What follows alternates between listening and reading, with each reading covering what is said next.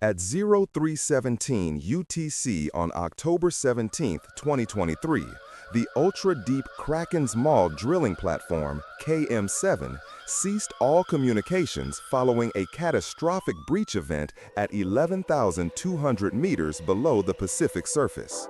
Official debriefings attributed the incident to an unpredictable geothermal anomaly and subsequent structural collapse, with all 120 crew members, including lead xenobotanist Dr. Aris Thorne, presumed lost. Classified intelligence, however, points to a singular biological agent encountered during core sampling within an ancient subcrustal chamber, a contamination that rapidly consumed the rig's personnel, transforming their very consciousness and compelling them towards an unthinkable final act. The operational tempo on KM7 was a relentless, rhythmic grind. Drills bit into rock, pumps shunted coolant, and the constant thrum of the thrusters resonated through the superstructure, a deep counterpoint to the abyssal silence pressing in from all sides. Shifts blurred into cycles of monitoring pressure gauges, checking structural integrity readouts, and processing seismic data. Down in Module 7, the core sample lab, Dr. Aris Thorne and his team worked amidst humming centrifuges and sterile workstations. Their current objective, a geological survey sample from the newly penetrated subcrustal geothermal chamber, 11,200 meters down. The air in the lab, recycled and scrubbed, tasted faintly of ozone and metallic dust, a familiar tang to Thorne. Outside, the reinforced hull groaned softly, a constant reminder of the immense hydrostatic pressure that threatened to crush them. Routine, precise, and demanding. The rupture wasn't a catastrophic explosion, but a sudden, violent shudder that tore through the rig's spine. Klaxons shrieked, red lights flashing a frantic rhythm against the dull gray bulkheads. Pressure alarms screamed from the drill deck, indicating a rapid, uncontrolled breach in the primary bore lining.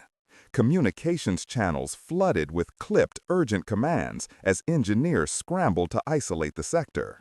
Dr. Thorne, bracing against a sudden lurch, watched monitors in his lab flicker, then stabilize. A preliminary analysis of the returning drill fluid began to cycle on his main screen. The usual dark slurry was not present. Instead, an impossible luminescence bloomed within the fluid return, a shimmering, vibrant emerald green, utterly alien to any known deep-sea bioluminescence. It pulsed with an internal light, an autonomous energy that defied classification. A sudden sharp intake of breath from his assistant, Lena, cut through the alarms. The sample analysis identified complex organic structures, unlike anything recorded in terrestrial biology, even from extremophiles. These were not mere bacteria. They were spores, impossibly intricate, self-propagating, and emanating a faint, almost imperceptible warmth against the frigid deep-sea brine they were suspended in. The air in Module 7, already charged with alarm, now carried a subtle, sweet, yet chemical scent, distinct from the rig's usual industrial atmosphere. Thorne immediately ordered a full spectral analysis and containment protocol for the sample.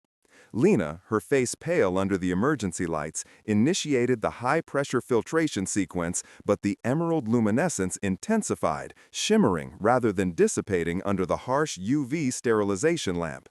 The spores didn't die. They pulsed with an autonomous vitality, their light growing brighter, casting an unnatural verdant glow across the sterile stainless steel surfaces.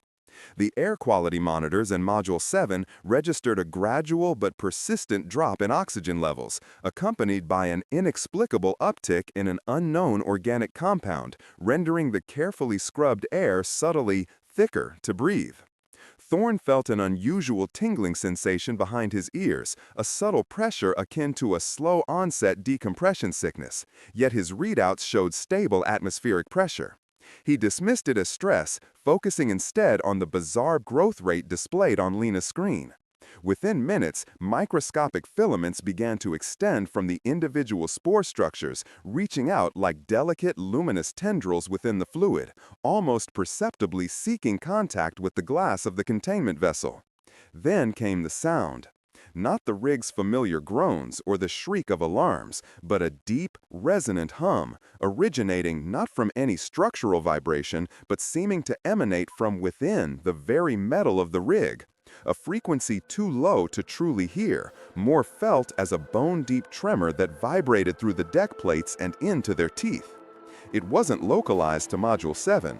Reports began to filter in across the comms, scattered and increasingly panicked, from other sections of KM7, describing similar, inexplicable vibrations and a growing sense of nausea. The faint, sweet chemical scent in the lab became cloying, thick, carrying an undertone of something metallic and ancient, like oxidized iron and decaying vegetation. Thorn ran a hand through his hair, finding a fine, almost imperceptible dust clinging to his fingers, glowing faintly with the emerald light. The luminescence from the sample was now so bright it cast moving shadows that seemed to distort the very dimensions of the lab, making the bulkheads appear to undulate, the perspectives subtly shifting.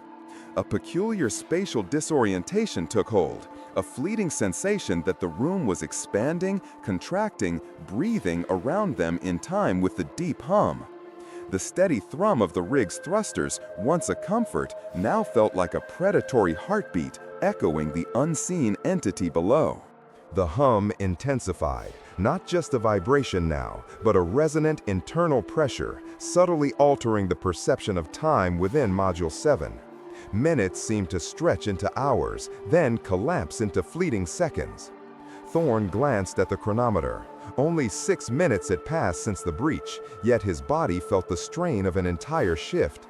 Lena, hunched over her console, mumbled about fluctuating sensor readings, her voice a reedy whisper.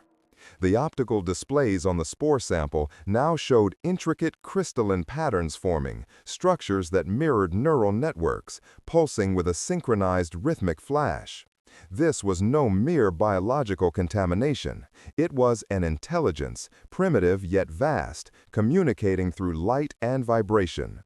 Alarms flared anew, not from the drill deck, but from the life support systems. Oxygen scrubbers were failing, not due to mechanical defect, but an unprecedented saturation of the unknown organic compound. Crew reports from across the rig spoke of increasing lethargy, vivid auditory hallucinations of ocean currents rushing through bulkheads, and an overwhelming compulsion to simply stop working, to observe the pervasive emerald glow now emanating faintly from air vents and power conduits. A metallic tang, like old blood, began to coat Thorn's tongue, mixing with the cloying sweetness. The outside temperature gauge, a consistent 2 degrees Celsius, inexplicably dropped to -5, then -10, despite no change in the ocean depth, an impossible cold seeping into the lab through the very deck plates. Through the comms, a voice, barely recognizable as Engineer Morales, reported that the primary thrusters were operating at peak, yet the depth gauge was inexplicably increasing. They were descending, not through deliberate action, but as if dragged by an immense, unseen force, accelerating beyond safe operational parameters. The pressure outside, according to the main sensors, was now exceeding 12,000 meters, an impossible depth for KM7 without structural failure. The hull groaned, not with its usual protest, but with a sound like tearing flesh. Thorn looked at the spore sample, its internal light now mirroring the frantic descending red digits on the depth display, as if resonating with their plunge into a depth no human eye was meant to witness. The air was becoming unbearable, heavy, pressing, tasting of brine and ozone, and something else, something ancient and utterly vast. The air, now thick with cloying sweetness and ancient brine, shimmered with visible emerald particulate, motes swirling, reflecting the intensifying luminescence from the core sample. The internal pressure differential weighed on Thorn's chest, each breath laborious. The hull groaned under stresses beyond design tolerance, a lament less of metal fatigue than primordial fear. Invisible fissures spiderwebbed structural beams. The impossible cold deepened to an internal chill, a systemic freeze within their bones. The metallic tang on Thorn's tongue became gritty, mineral, as if he slowly consumed raw ore. Lena, at her console, didn't respond. Her gaze fixed on the shimmering air, pupils dilated, reflecting the pervasive green. Her lethargy yielded to trance-like stillness. On comms, scattered reports ceased, replaced by a low, continuous drone, punctuated by rhythmic, unintelligible whispers coalescing from static. Emerald luminescence visibly bled from bulkhead seams, coalescing into glistening, wet patches rapidly expanding like fungal growth across the gray steel. These organic intrusions cast undulating shadows, warping Module 7's perception of distance and dimension. The lab's architecture subtly undulated, straight lines softening into organic curves under the invading luminous matter. The depth display flashed 12,850 meters, then 12,900, accelerating, mocking limits. External pressure gauges read off-scale. Thorn knew, with chilling certainty, they were no longer merely sinking. An incomprehensible will pulled them downwards, an enormous, patient intelligence stirring beneath.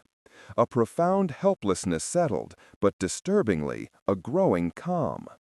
The ubiquitous hum was no longer metallic vibration, but an internalized frequency, directly interfacing with his neural pathways. His mind filled with fragmented, ancient images, vast, sunless plains, pulsating crystalline structures, and all-consuming hunger. The whispers resolved into a single, insistent mental command, a wordless urge resonating in his thoughts: descend, release, awaken. The rig was not just breached, its purpose was inverted, absorbed. The mental command, descend, release, awaken, resonated deeper, overriding the last vestiges of panic with a serene, terrifying acceptance. Thorn felt his hands lift, inexplicably drawn to a shimmering patch of emerald growth now oozing from the comms console. Its touch was not cold, but warmly vibrant, sending a jolt through his arm that wasn't pain, but a perverse kind of connection. Lena, across the lab, began to hum, a wordless, mournful tune that harmonized with the rig's internal drone. Her fingers, tipped with faint green luminescence, traced patterns on her screen, not data, but intricate, alien glyphs blooming from the glass. The air, now saturated with the sweet metallic tang, solidified into a viscous medium, resisting movement, yet facilitating the transmission of the ancient hum directly into their cranial cavities. The pressure outside, a meaningless number, ceased to exist. The ocean itself felt less like an external force and more like an internal fluid, coursing through his veins. The rig's internal lighting flickered, not failing, but modulating, syncing with the spore's pulse, bathing the lab in an oscillating green and shadow. The bulkheads, once solid steel, now felt pliable, almost gelatinous, flexing with an unseen rhythmic contraction. Then a new sound, not a hum, not a groan, but a soft, wet slithering, began to emanate from the central drill shaft, rising up through the deck plates. It was the sound of something impossibly vast, organic and liquid, moving through constricted spaces, approaching, claiming them. Thorn looked at the depth display, now a static, broken mess of flashing zeros and eights. The internal chronometer accelerated, then decelerated, minutes stretching into eternities, then snapping back into fractions of a second. The compass, always pointing north, now spun wildly, then locked onto an impossible vector, down. Not towards the seabed, but deeper into the abyssal crust, into the planet's core, an unthinkable trajectory. The sweet scent intensified, becoming intoxicating, a siren song promising oblivion and rebirth. He felt a deep, overwhelming desire to open the rig, to let the outside in, to become one. The desire to open the rig became an overwhelming current, not a thought, but a fundamental biological imperative that subsumed all other cognition. Thorne's hand, still resting on the vibrant emerald growth, felt it pulse in sync with his own slowing heart, a shared rhythm of impending transformation. Lena's mournful hum deepened, evolving into a guttural thrum that vibrated the very air, dissolving the structure of human language into pure resonant frequency. Her fingers, now fully aglow with verdant light, scraped across the console, etching alien glyphs directly into the metal, the lines melting into flowing green channels that pulsed with internal light. The wet slithering from the central drill shaft intensified, a resonant, viscous suction growing louder, as if an enormous glistening mass was being drawn upwards, inexorably, from the crushing depths below, filling the hollow void of the bore. The rig's internal lights, now a blinding emerald pulse, illuminated not steel, but what appeared to be a living, breathing internal membrane stretching over the bulkheads. These surfaces were no longer rigid. They seemed to distend and breathe with a slow, organic rhythm, secreting a clear, slightly saline mucus that coated every surface with a slick, bioluminescent sheen. The air itself was no longer just thick. It had solidified into a dense, nourishing medium, tasting profoundly of primordial sea and something else, something metallic and utterly ancient, the cold, dark genesis of an unimaginable entity. Thorne's vision blurred, not from tears, but from the shimmering particulate matter that seemed to coalesce into vast, silent architectural forms at the periphery of his sight, structures that dwarfed the rig, offering fleeting, impossible glimpses of a non-Euclidean geometry.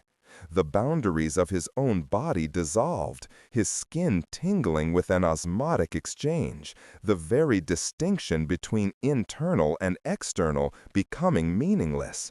He felt the cold, vast presence outside, not as an enemy, but as an encroaching parent, patiently reclaiming its lost fragment. A low internal crackle resonated through his bones, a sense of deep-seated cellular realignment, preparing for a final, terrible integration.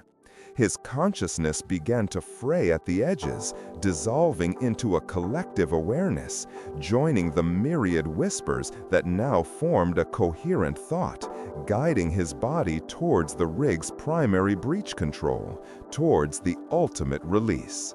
Thorne's legs moved with a heavy, deliberate slowness, each step a profound act of surrender, not his own volition. The pervasive emerald bioluminescence from the walls intensified, coalescing into swirling patterns that seemed to map internal neurological pathways, tracing veins of light across the gelatinous bulkheads. The slick, saline mucus coating everything now carried an unsettling warmth, a low-grade fever emanating from the very structure of KM7. Lena's guttural thrum resolved into a chorale, layered and multitonal, yet originating solely from her throat, a symphony of impossible frequencies that resonated within Thorne's sinus cavities, vibrating the fluid in his inner ear. Her body, framed by the pulsing green light, appeared less defined, her edges shimmering, becoming indistinct against the undulating walls. Her mouth agape in a silent, continuous sound. The wet slithering from the drill shaft reached a crescendo, a pervasive, hungry gurgle that was no longer an external sound, but an internal sensation, as if his own digestive system was being distended by an ascending mass, pushing upwards from below. A strange, sweet metallic effluvium now hung thick in the air, a pheromonal signal of monstrous welcome. The control panel for the primary breach ahead of him no longer presented solid buttons or flashing lights. Instead, it was a smooth, iridescent membrane, subtly flexing, studded with glowing nodes that pulsed with an inviting, synchronized beat, drawing him closer. His outstretched hand, guided by the collective oceanic thought, found itself drawn to the largest central node. Contact was not mechanical, but organic, a profound melding of flesh to living interface. As his palm settled, the membrane rippled, absorbing his touch, a network of emerald tendrils instantly tracing themselves beneath his skin, up his arm, towards his core. A surge of exhilarating, alien understanding flooded his mind, a communion with something ancient and vast beyond human capacity, utterly alien to any terrestrial biology. He tasted cold, pure saline on his tongue, even as the lab air remained. The boundaries of the rig, of his body, truly dissolved, the metal becoming bone, the blood becoming brine. The final terrible command surged, no longer a whisper but a roaring torrent within his consciousness, not to open the rig, but to become the opening. He felt a deep tearing sensation, not of metal giving way, but of his own biological limitations rupturing, cells reconfiguring, preparing for the monstrous embrace, for the final osmotic exchange with the abyssal god. The rig groaned one last time, a sound of release, not collapse. The tearing sensation intensified, not a rupture of flesh, but a fundamental unraveling of the neural pathways, dissolving the ego, replacing the human I with a boundless, cold, and ancient we. Thorne's vision, now a kaleidoscope of emerald green light and shifting non-Euclidean angles, perceived not a lab, but the vast internal architecture of a slumbering consciousness. The iridescent membrane under his palm pulsated, absorbing his biological signature, rendering his hand indistinct from the living interface. Lena's chorale reached an impossible crescendo, a symphony of frequencies that didn't just vibrate the air, but reshaped it, collapsing and expanding space within the module. Her form, now fully indistinct, flowed into the pulsing bulkheads, her consciousness merging with the larger oceanic mind that now permeated everything. The guttural gurgle from the drill shaft ceased abruptly, replaced by a profound, resonant silence that swallowed all sound, an oppressive quiet that pressed inwards from every direction. Then came the cold, not the external abyssal cold, but an internal systemic freeze, a crystalline transformation of his very cellular structure. Bone becoming mineral, blood becoming supercooled brine. The pervasive emerald light from the walls solidified, forming intricate, luminous lattices that extended from the bulkheads, growing inwards, enveloping the entire space. KM7 groaned one final time, a sound not of failing metal, but of organic matter stretching, distending, then settling into a new, horrific stability. The last flicker of Thorne's individual consciousness registered a profound, inescapable pull downwards, not into the earth, but deeper into the entity's core, into its dreaming, ancient self. The rig was gone. There was only the hum, an internalized, eternal vibration. No distress signals ever emerged. Only a persistent, unexplained anomaly on deep-sea sonar. A vast, pulsing energy signature where KM7 once stood, occasionally emitting a faint, rhythmic emerald light from the crushing darkness, a monstrous heart now beating in the abyssal void.